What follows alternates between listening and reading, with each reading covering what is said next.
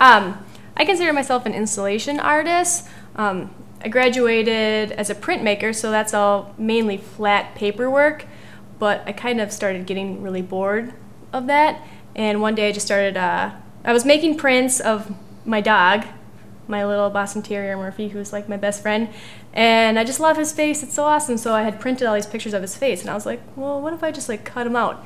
And so I had like 20 of them cut out, and then I was kind of putting them together on the wall, and I was like, well, what if I cut out, or I print like 100 more? And then through the years, I just got really obsessive of like silk screening images and then cutting them out. So basically I just print a handful, 2 or 3 of the same image thousands of times, and then I'll sit there and I'll cut them out 100 at a time, and then a lot of times I'll number them as well. So my work is very repetitive.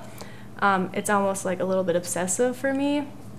And then I take the work and then I go into the space, either if it's in like a public space, like a mall area or a gallery, and then I create a structure, a metal structure, and then that is then covered with the paper. So it's almost creating a form or a shape on the wall with an image. But yeah, it's really hard to explain.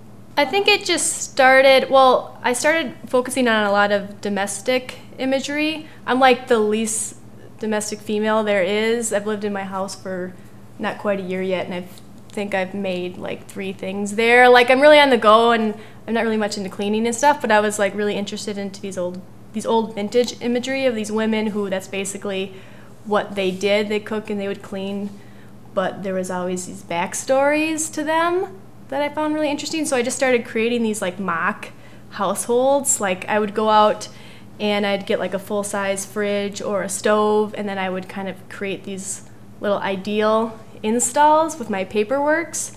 So it kind of was just like creating this little fantasy a little bit in a space. And I like people to walk into the gallery or wherever the work is being displayed, and they don't think about like, oh, I'm here and I'm looking at this painting on the wall. They're like, they walk in and then it's transformed a little bit. They think just directly of the piece, not of the location of where the piece is at. So the more I can transform the space and take away the white walls, that's kind of my goal. And it's like I said, it's the process is the piece. It's just really obsessive, and the numbers is really important to me as well.